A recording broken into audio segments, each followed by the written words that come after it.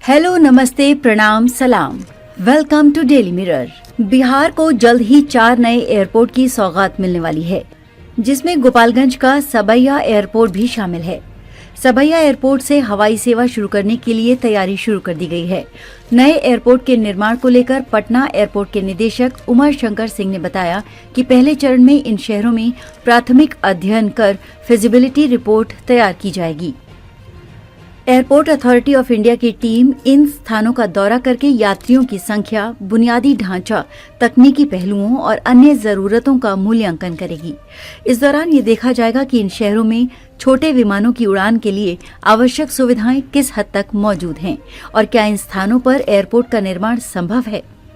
चूंकि सबैया एयरपोर्ट से पहले भी उड़ान संचालित हो चुकी है, इसलिए यहां से एयरपोर्ट बनाकर फिर से फ्लाइट सेवा शुरू किए जाने की संभावना सबसे ज्यादा है। बता दें कि बीते दिनों गोपालगंज के सबैया एयरपोर्ट को शुरू किए जाने को लेकर गोपालगंज के सांसद और जेडीयू के राष्ट्रीय कोषाध्यक्ष डॉक्टर आलोक कुमार सुमन ने सबैया एयरपोर्ट के सिलसिले में प्रधानमंत्री नरेंद्र मोदी से मुलाकात की थी।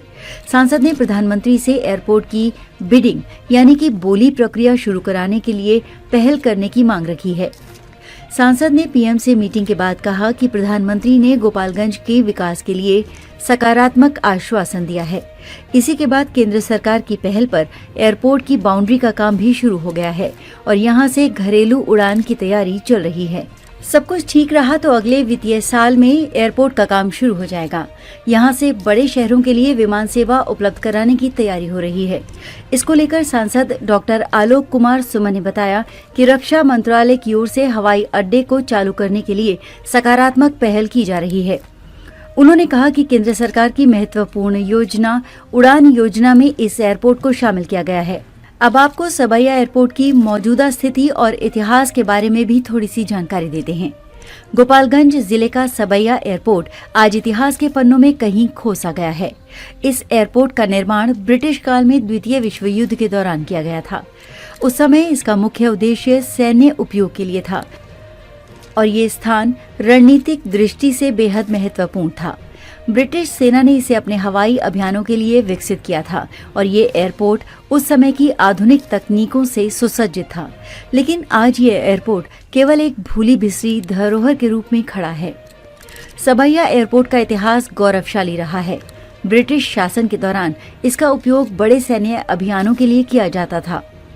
इस क्षेत्र की भौगोलिक स्थिति और इसके आसपास के खुले क्षेत्रों ने इसे हवाई अभियानों के लिए आदर्श स्थान बना दिया था।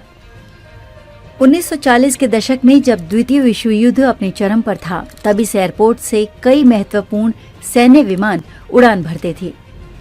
इसका रनवे उस समय के सबसे उन्नत तकनीकी मानकों के अनुसार बनाया गया था और यहां तक कि युद्ध के बाद भी इस एयरपोर्ट का उपयोग जारी रहा। आजादी के बाद सबैया एयरपोर्ट का महत्व धीरे धीरे कम होने लगा। स्वतंत्र भारत में हवाई यातायात का विस्तार हुआ, लेकिन छोटे और सीमित उद्योग वाले एयरपोर्ट्स का महत्व घटने लगा। सबैया एयरपोर्ट भी इसी का शिकार हुआ। सरकार ने बड़े शहरों में हवाई अड्डों के निर्माण और विस्तार पर ध्यान केंद्रित किया, जबकि छोटे हवाई अड्डों को धीरे धीरे नजरअंदाज किया जाने लगा। इसी क्रम में सबैया एयरपोर्ट भी उपेक्षित हो गया। इस एयरपोर्ट के वर्तमान स्थिति की बात करें तो ये लगभग पूरी तरह से निष्क्रिय है। इसका रनवे अब खंडहर में बदल चुका है और इसके आसपास की भूमि पर अतिक्रमण हो चुका है। स्थानीय किसान इस भूमि का उपयोग कृषि कार्यों के लिए करते हैं। एयरपोर्ट के भवनों की स्थिति जर्जर हो चुकी है और यहाँ तक कि इन भवनों का ढांचा भी अब कमजोर पड़ चुका है। ये स्थान अब केवल इतिहास के अवशेषों के रूप में बचा हुआ है, जो कभी इस क्षेत्र के विकास और रणनीतिक महत्व का प्रतीक था। सबैया एयरपोर्ट को चालू करने की मांगें बार बार उठती रही हैं, लेकिन हर बार ये केवल राजनीतिक विवादों और घोषणाओं तक सीमित रह गई हैं। एक समय ऐसा था जब ये एयरपोर्ट क्षेत्रीय विकास का केंद्र माना जाता था। इसके सक्रिय होने से गोपालगंज जिले और इसके आसपास के इलाकों में व्यापार और उद्योग को बढ़ावा मिल सकता था। स्थानीय पर्यटन को भी इससे काफी लाभ हो सकता था। इसके अलावा हवाई यातायात की सुविधा होने से लोगों को पटना, दिल्ली, मुंबई जैसे बड़े शहरों तक पहुंचने में आसानी हो सकती थी। लेकिन आज ये सब केवल एक कल्पना बनकर रह गया है। केंद्र और राज्य सरकार ने छोटे हवाई अड्डों के विकास के लिए कई योजनाएं बनाई हैं, लेकिन सबैया एयरपोर्ट उन योजनाओं में शामिल नहीं हो पाया है। विशेषज्ञों का मानना है कि यदि सरकार इसे पुनर्जीवित करने का फैसला करती है तो इसके लिए भारी निवेश और योजना की जरूरत होगी। साथ ही इसके आसपास के क्षेत्रों में बुनियादी ढांचे का विकास भी आवश्यक है ताकि इसे व्यावसायिक रूप से लाभकारी बनाया जा सके। सबैया एयरपोर्ट केवल गोपालगंज के लिए ही नहीं बल्कि पूरे क्षेत्र के लिए विकास के नए रास्ते खोल सकता है।